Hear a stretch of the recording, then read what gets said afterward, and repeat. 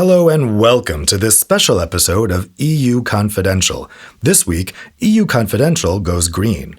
We're talking about digital farming and how it can help European farmers become more sustainable. Maybe, just maybe, these new tools can help the EU meet its emissions reduction goals. My name is Dave Keating, and I'll be speaking today with experts, lawmakers, and lobbyists to find out how digital tools are changing the way farming is done. And we'll ask about whether the EU is adapting its agricultural laws in light of these recent changes. This special branded episode of EU Confidential Goes Green is presented by Bayer.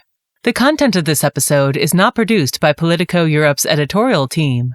The regular edition of EU Confidential will be available as usual on Thursday.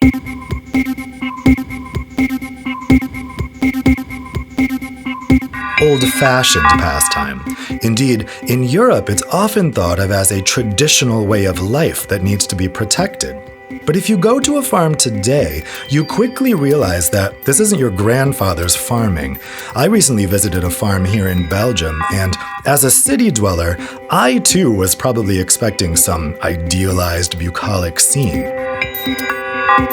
But what I found instead was drones, live tracking of harvests, and digital analysis of crop yields.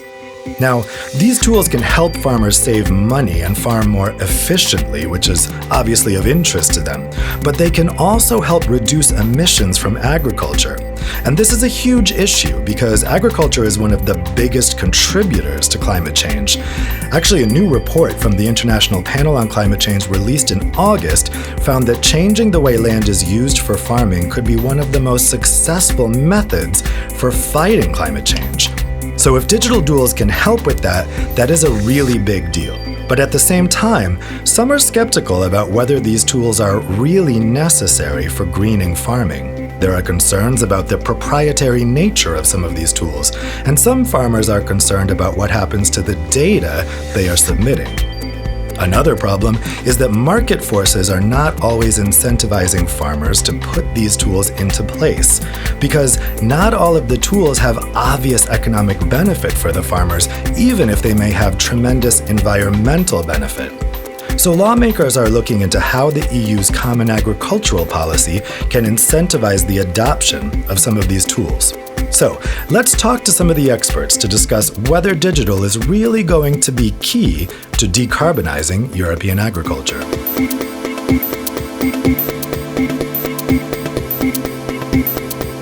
I'm joined now by Philipp Andreas Schmidt, head of digital farming policy at Bayer. He's really delving into these digital issues with agriculture that bleeds a lot over into sustainability. Welcome, Philipp Andreas. Thank you, Dave.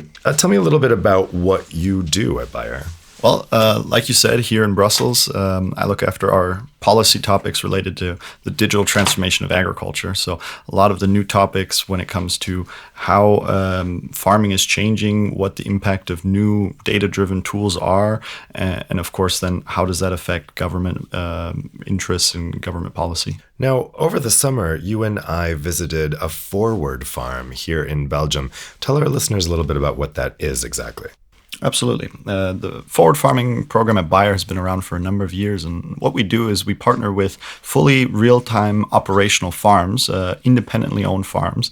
And we test and experiment on new sustainable farming practices and technologies. So we bring those to the farm, work together with farmers, test how those work in real life, what their response to them is. And we also started doing the same with some of the digital tools. So we not only test things around water usage, pollinator safety, erosion management, but now also digital tools.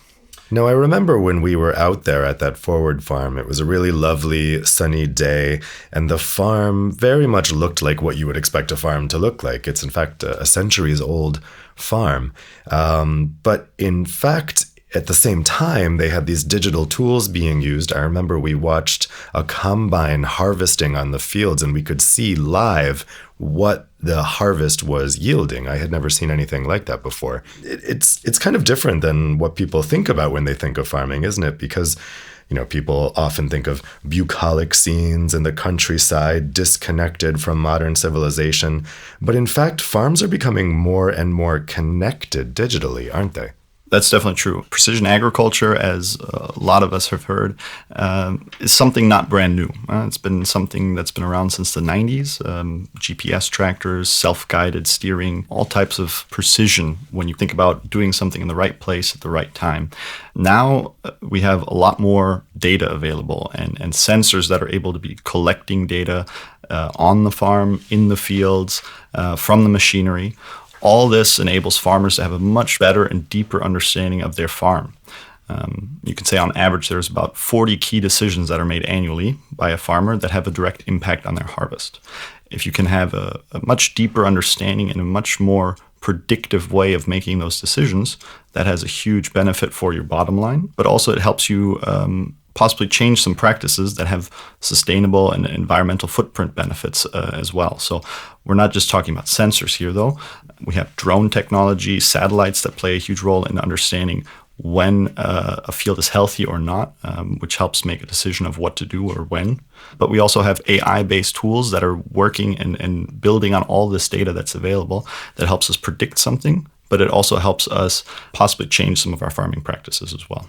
Yeah, one of the interesting things as we were watching the tractor live out in the field was that using previous data from this farm, you could tell which parts of the land were fertile, which were going to yield a good result, and which they should avoid planting on because it won't yield a good result.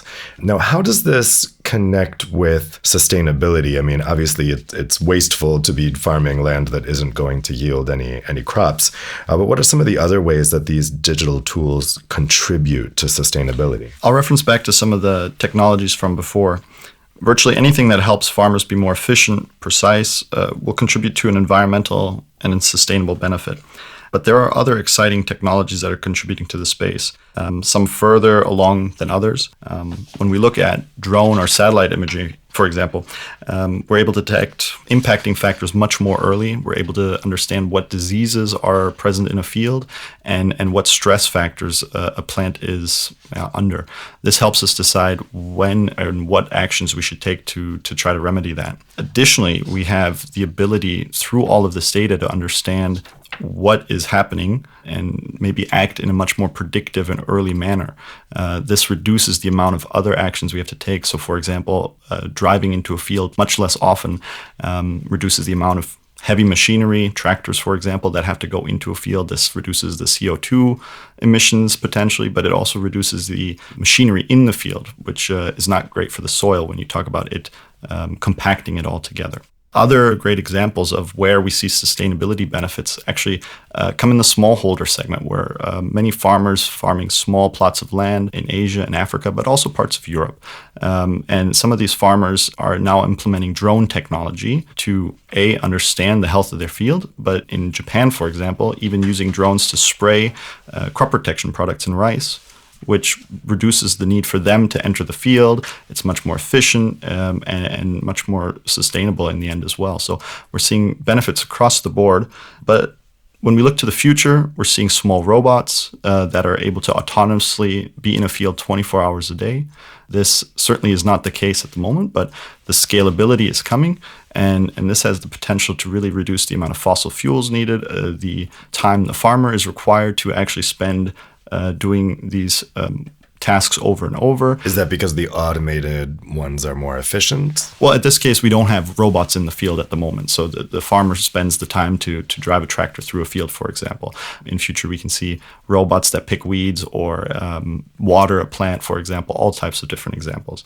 What is most exciting about all of this, these digital tools are scalable. So they can be implemented, not all, of course, at the same time, but implemented at a farm that's 1,000 hectares or a farm that's 1 hectare. So this is not just technology that helps one farmer over another. So especially with those smaller farms, what are the benefits that are unique to a small farm rather than a big farm in terms of these digital tools for sustainability? Well, not all farmers have the same needs. And small farmers face a number of different challenges that ones in larger, more highly productive farms may not face. So questions around access to land, financing, but also general knowledge around agriculture, so agronomic information. And this through many cases, smartphones. If we look at developing countries, farmers have access to a great number of smartphones. That's something actually quite ubiquitous there. And through these tools, they're able to get much more real-time information, which they haven't had access to before. So commodity prices can help influence when should I harvest and sell my crops, but also understanding when are there different diseases or pests that may be traveling towards my field so I can be prepared for those things. So really, I mean, it's giving those small farmers access to the data that until now only really large farmers have had. Potentially, yes. Now, how quick have farmers been to embrace these new technologies? Are they skeptical? Are they really rushing forward with it? I think, let me take a step back here and say many of these technologies have been growing, but it's critical that digital tools in farming actually add value. We have a lot of technologies out there that are looking at a certain aspect of farming and others that are copying other areas. So really the critical part is that this helps a farmer become more efficient, more sustainable, more productive. And generally, I would say farmers, yes, they are open and able to adopt new technologies. There's certain challenges to that, where also I think government has a role to play when we look at agriculture policy of the future. But I would say on the bottom line, it's something that they have to also see the value in. Are they seeing the value so far, or do they still need to be convinced? I would say yes, they do see value in it, but it comes down to really having a user-friendly and also a beneficial technology. Now, a lot of these technologies might not, especially ones that would be contributing to sustainability and environmental good, might not immediately give the farmer a bottom line benefit. What are some of the ways that farmers can be encouraged to use, particularly these digital tools that improve sustainability, if it's resulting more of it in a societal good than a necessarily something that's going to impact their bottom line? Is that something that government funding can help with? Well, if we look at it from a Brussels context, I think certainly there is a role for government to play. If we look at current EU policy around common agriculture policy, digital is something that's being discussed. It's something that we believe needs to be included much more. There are great sustainability benefits, and certainly we as a society, but also policymakers, have the ambition to create a CAP that is promoting sustainable farming as a whole. So certainly those technologies which help farmers get there should be something that's promoted as well. Now, we discussed that a lot of the data here is actually pointing the farmer to areas of his or her own weakness, areas where they might have had a bad crop yield in the past. And so obviously that's kind of commercially sensitive data. It's not something that the farmers would want their competitor farmers to know about. And so this results in a lot of concerns about the security of the data and the privacy. From your perspective, how can these systems guarantee that this type of commercially sensitive information is secure and won't be seen by others? I think that's one of the most frequent points that comes up around digital agriculture is data and the value of data. But I think before we even get there, we need to talk about this whole question of who owns or controls, uses the data as well. So I believe that's a super critical step for success when we look at digital farming. It has to be built on transparency, trust, and also in the end, the benefits of the technology. So it's something that we think is absolutely critical. And then without it, there won't be much success for digital farming because of the skepticism, the questions behind it. So we as a company took a very clear stance on this. Our belief is that the farmer owns the data he or she puts into our system. And so that's full stop across the world. But secondly, the data is not shared with others without the consent of the farmer. And then finally, if they do wish to have their data deleted, that is something that we enable as well. So the technology providers have to be transparent about how the data is used, and the farmers must also see the value in the service they receive. And then in the end, that can then really build the trust and open new opportunities for growth. Let's talk about consumers. Are these new technologies going to make an impact on people's day-to-day lives? Are they going to notice differences in the food they eat? Yes, I think overall, we as consumers are very interested in how food is produced as a whole. Not only in terms of where does my food come from or the way it was produced, but also what is the environmental consequences of the farming practices and how did a farmer actually work?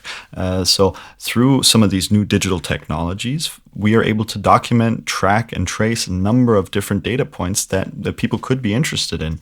I could envisage someday that food is labeled as certified sustainable in the way it was produced. So certainly that does exist. And we as a company, we offer a data platform to farmers where they're able to bring their data together, make agronomic decisions on that. But also, those types of tools can measure and record sustainable production practices by providing a receipt, a digital receipt of some sort, where farmers are able to track what they have done. So in future, we could see many, many more information points that farmers are able to provide to consumers to inform them better. So it could make a real difference in the information that people have about their food. Absolutely. Now, as I mentioned in the beginning, when people think of farming, a lot of people have this very romantic idea.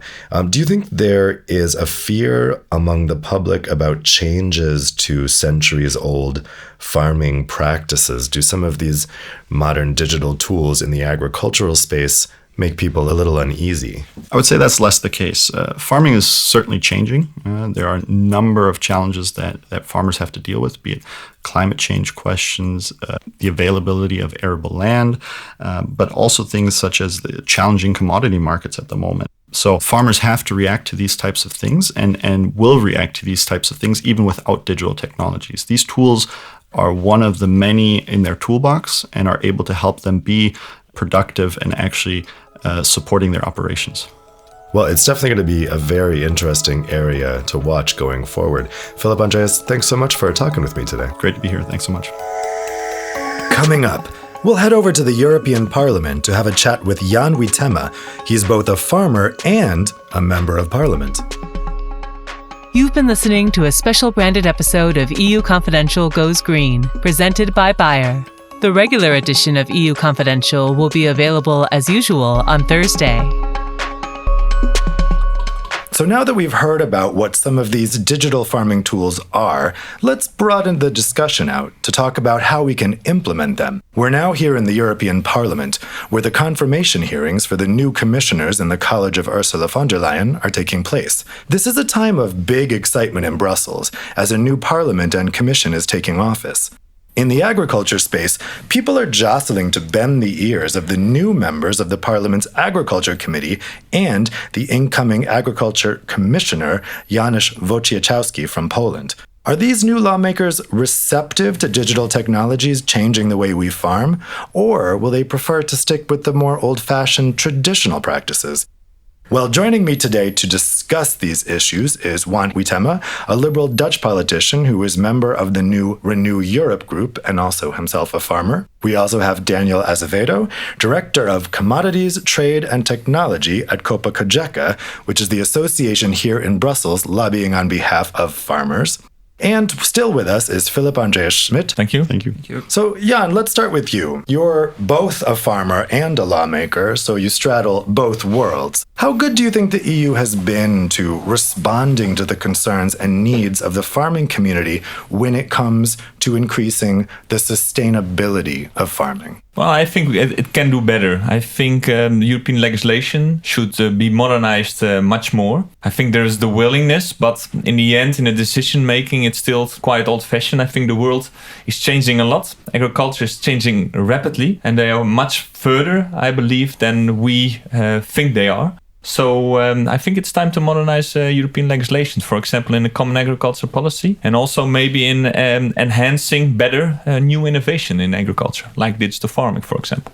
And do you think digital farming has a place in that transition over to more sustainable farming? Oh, yes, absolutely. Yeah. At the beginning, for example, digital farming can do a lot about monitoring, so measuring, calculating, and then see what the best management options there are. But for example, for legislation, it can be a very interesting tool for governance. And that's what I hope, for example, in new Common Agriculture Policy, that we not having a measure-based approach, but more a goal-oriented and a result-based approach, so that you let the farmers a little bit free how to do it, and that you calculate how do you see, you're monitoring what the farmer is doing, and not like saying, okay, have you done all the measures that we have into place? No. Look to the results the farmer can make and let the decision making about the measures, let the farmer decide how to do it. Well, for those measures, Daniel, your association, Copa Cogeca, you guys represent farmers here in Brussels, and you're meeting lawmakers all the time. You're telling them about what the farmers' concerns are. Do you think that the EU legal framework, as it is today, is making it easier for farmers to use new digital technology, or are they making it more difficult, particularly when we're talking about digital technology that could increase the sustainability of farming practices? Yeah, very interesting question. So for European farmers and agri-cooperatives, we're sometimes stuck between market realities and the consumer demands. Today, we are, as a EU farming community, we are the first world exporter of agri-food products and the first world importer of agri-food products. But at the same time, we are actually losing some safest technologies that some of our competitors in the world they can actually use, and we can't. And therefore, some technology they can actually provide as a competitiveness edge. They can also help us to invest and enhance sustainability in order to invest in our farms. But we need to focus on two aspects. The first one is about the legal framework that should be friendly to innovation. And the second one on the policies that can actually foster the uptake of technology. Because if we are competing in dynamic markets, we actually need to have support from all the common policies in Europe. It's not just, for example, the common agricultural policy. There are other policies that can help. For example, today we have a regulation on aerial spraying. And this regulation was actually fought for airplanes. But today we have technologies like, for example, drones that use some of the data that we collect in our farms, and they can actually be more precise. And the regulations, they need actually to be updated in order to take this precision into account when we can use them in our farms. On the second aspect that I wanted to underline in the policies, they can actually help us to uptake technologies. I'm talking about access to broadband in our farms. We need to invest further so that all rural areas can actually have access to broadband. But also I'm talking about interoperability, I'm talking about reliability, so that internet is not just at midday or then at afternoon. It must be available for all the day so that we can use our tractors, we can use GPS. And to conclude, let me just mention one aspect of this data governance. We, as a farming community, we also took the responsibility in order to advise the European Commission on how to move this on data sharing. So together with ECPA, with SEMA, with young farmers, with many other organizations, we actually came out with a code of conduct on how to share data. There was two main objectives. The first one was to promote data sharing across the value chain to create value. And the second one, to ensure that the farmers actually can get a benefit of this value for their work and for collection of data. Yeah, I mean, that access to internet, particularly for these rural areas, is definitely one of the key measures here. And I think most people can agree that that's a good policy outcome. But Jan, on some of those other policy issues that Daniel was mentioning, for instance, upgrading the way that we look at the equipment that is on farms. From a lawmaker's point of view, does the parliament risk locking out older technologies if it kind of forces an implementation of new digital technologies? Well, it's of course we as governance should facilitate. It's not that the European lawmakers or legislation is making those digital tools. Of course, that's the companies, that's the businesses who making it. But we should make European legislation in such a way that it's attractive for farmers and also accessible for farmers to use those techniques. Now, we've mostly talked about farming practices that can help reduce climate change happening, but there's also the issue of adaptation. The IPCC came out with a report in August finding that land use for agriculture will both be one of the sectors most impacted by climate change, as well as being a sector contributing to climate change. So, Philip Andreas, I'd put this to you. I mean, when we're looking at these digital tools, a lot of the focus is how they can increase sustainability, but how can these digital tools also help farmers adjust to the impacts of climate change? I mean, land is arguably the most important piece when we look at farming, or crop farming at least.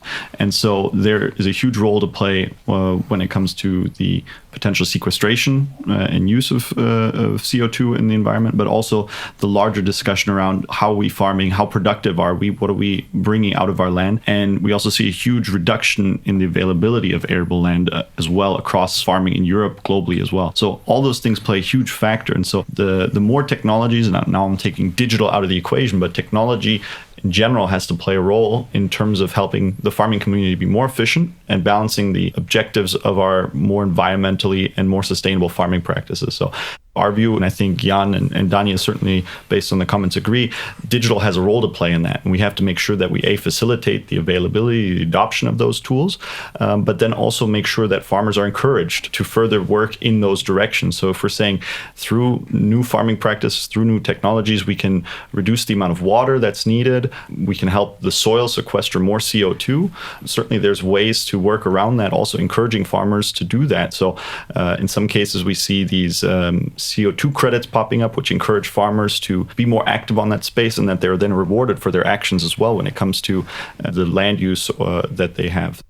I mean, in other words, it's helping farmers to do more with less. And so if they were living in a world where there's less resources or less anything as a result of climate change, then it would help them. What's interesting as well in the digital area that we're now living in, we can have a good exchange of data. So for example, if you combine all the experience of all the farmers, for example, in the whole European Union, and you analyze those data, you can come up with the perfect solution for a lot of things. So data sharing is absolutely key as well, to come forward in a more efficient and less environmental harmful way of agricultural production.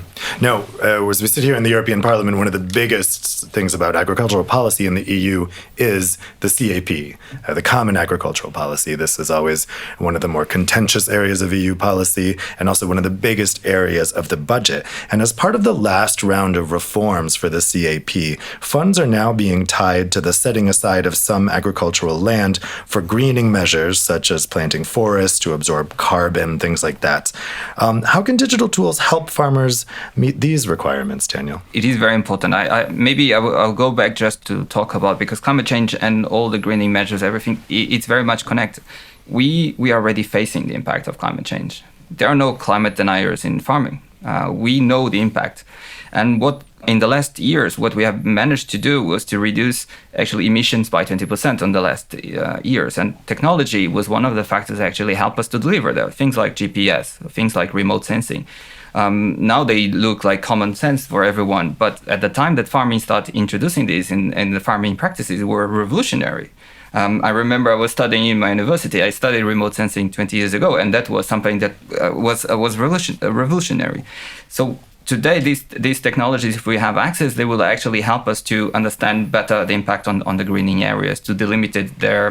With the sensors that we have all over the crops, we can combine the data from meteorological data. We can combine data that is not provided by Copernicus or Galileo. We can use IoT, Internet of Things, that everything is connected, machinery, robots, and they can actually give us a very precise picture of the crop or of the livestock farm, because this can actually be applied across. This can be applied for conventional agriculture, organic agriculture, can be for livestock, horticulture, vineyards. So these are technologies that are applied across the spectrum. And let me give you two examples to show the impact of these technologies. For example, I would go actually to the prevention side of it, because we actually monitor the crops now. And we know this because some of these technologies are already applied. We can understand what is exactly the needs in terms of water content, organic matter. We can understand the impact of each culture in the crop. And updating this data into, for example, drones or into the robots, we can apply the right amount of fertilizer at the right quantity. And like this, we can actually reduce the impact, and we can choose better techniques. For example, in livestock, using cameras or IVs, or we can actually monitor the animals. And before they show clinical signals, we can actually understand what is the problem and medicate them if necessary, or using feeding robots or milking robots, or actually collecting the data in order to understand the water content on the milk or the fat content, so that this can also deliver some extra income for the farmer. When artificial intelligence will start really kicking, we can actually make what-if scenarios. So what will be the crop that will actually help us to get more CO2 into the soil? How can we better manage the forest? Because we don't burn our forest for practices, we actually manage them in a sustainable way. And with this technology, we can even do a better job. Philip Andreas, would you say that since this reform went into place, there has been an increased interest in these digital tools as a result of the needs created by the set-aside policy of the CAP? Well, I think the set-aside policy certainly plays a role. If we look at some of the new data-driven farming tools that are out there. I mean, Daniel mentioned a lot of them right now and the abilities of that. One key thing is understanding how profitable and how productive is a certain part of my land. And even within my field, which part is more productive, less productive, where may I have environmental constraints that are just part of my soil or part of the rocky slope, whatever it is, to be able to better understand that. You can choose the right part of your field to even set aside. You can even look at where are there potential biodiversity type habitats that we need to protect, and you can set that aside, and you can understand a lot of that through data now. So that plays a huge role, and I think we see that growing more and more, and farmers, of course, are interested to understand their field even in a more detailed manner. Jan? Well, that's the thing also on the governance side, that digital tools can help there, because at the moment we are doing it like this, okay? You have a measure for the whole European Union. For example, set aside 5% of your land. But we're not looking to the actual result on, for example, climate change, biodiversity, water quality, pollution. Well, we should do that. Why 5%? Maybe it can be 3% or 7%. And it does also matter, what do you do with the set-aside land? Will you plant only forest or do other things? Well, again, with digital tools, you can exactly monitor what is your result on the measures and the things that you're doing. And then you can make the best decision, optimize as well, and what a farmer can do for climate change, biodiversity, and things like this. So again, it's a shift away from a measure-based approach to a goal-oriented approach, and digital tools can help to have some sort of guarantee, warranty that indeed all the farmers in the European Union are delivering in the same way, and that we also have a level playing field in that sense. Daniel, I wanted to go back to something you said before about young farmers. I mean, one thing that Europe is seeing and has seen for some time is that young farmers are leaving rural areas. They're not opting to go into the profession of their parents. And this obviously is a generational problem, because in a couple of decades, we wouldn't have farmers if young people keep leaving. So do you think these digital tools are a way to help young people embrace farming? Obviously, young people are usually the first people to adopt new technology. Are you seeing more enthusiasm among young farmers for these tools? Agriculture is an old profession, but it's becoming more and more fashionable. The use of new technologies, drones, robots, what we're talking, it's about revolutionary techniques, artificial intelligence, biotechnology. We are talking about satellites. We are talking about drones. We are talking about robots. We are talking about machines that go to the field by themselves. I mean, this is something that can attract new generations, can attract talent, and that's something that we want to see. We want to see new people coming with new skills, with new enthusiasm, because farming is very high tech, and technology is actually very important because we are sometimes missing people in the rural areas, workforce. And we need new people coming in. And so we also need technology to do some of the tasks that we cannot find workforce in rural areas. Let's be frank, it's very hard to have one farmer there if the family is not happy. You need to give opportunities in rural areas not only for the farmer, for the partner, for the future generation of farming, because a farmer, the first thought of a farmer is, how am I going to leave my farm in a more sustainable way for my children? He always wants to deliver something better. That's what my grandfather did to my mother. So this is something that is always in the genes of a farmer.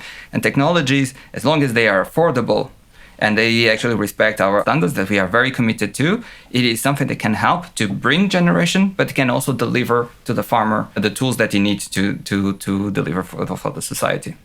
Well, there will certainly be a lot for lawmakers here in Brussels to deal with over the coming 5 years, particularly as more and more of these new digital technologies come online and people increase their focus on sustainable farming and solving climate change.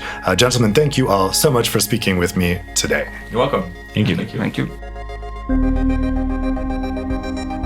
Thanks for listening. This has been the final edition of the EU Confidential Goes Green series. We hope you enjoyed these conversations about sustainability issues. As we look ahead to the launch of the European Green Deal, these are going to be increasingly important topics here in Brussels.